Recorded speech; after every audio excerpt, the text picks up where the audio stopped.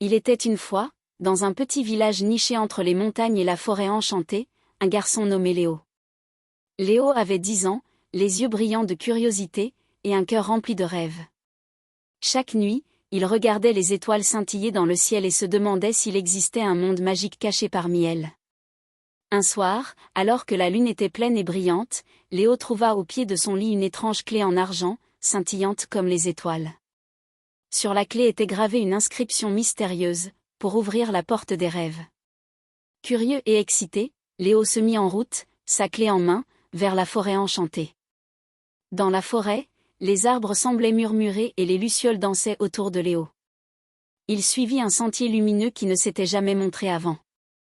Au bout du chemin, il découvrit une porte dorée, suspendue dans les airs, entre deux arbres gigantesques.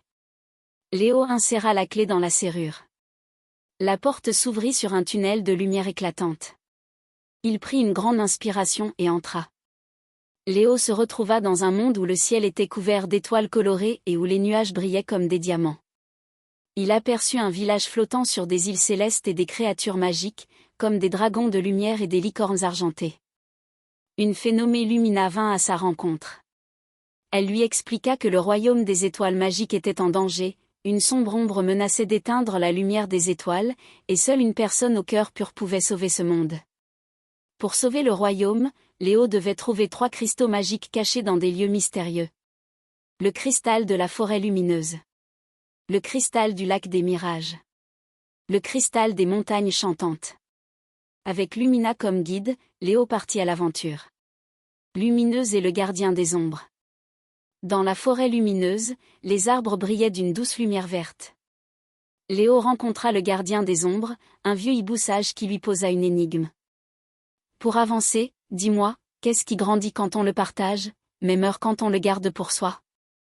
Léo réfléchit et répondit, l'amour. Le hibou sourit et lui donna le premier cristal. Mirage est le miroir des secrets. Au bord du lac des mirages, l'eau reflétait des images qui semblaient réelles. Léo dut plonger dans le lac et affronter ses peurs cachées, représentées par des illusions. Grâce à son courage, il récupéra le 2e cristal. Montagne chantante et la mélodie perdue. Dans les montagnes chantantes, les rochers chantaient avec le vent. Léo découvrit une mélodie oubliée qu'il devait jouer sur une harpe magique pour réveiller le dernier cristal. Avec patience, il réussit. Contre l'ombre noire. Avec les 3 cristaux, Léo retourna au château d'étoiles où l'ombre noire attendait. Grâce à la lumière des cristaux et à la force de son cœur, il combattit l'ombre. Après un combat épique, la lumière triompha, le royaume fut sauvé, et les étoiles brillèrent plus fort que jamais. Léo rentra chez lui, la clé magique toujours dans sa poche. Il comprit que la vraie magie venait du courage, de l'amour et de la gentillesse. Chaque nuit, il regardait les étoiles, sachant qu'un jour, il pourrait repartir pour une nouvelle aventure magique. Fin.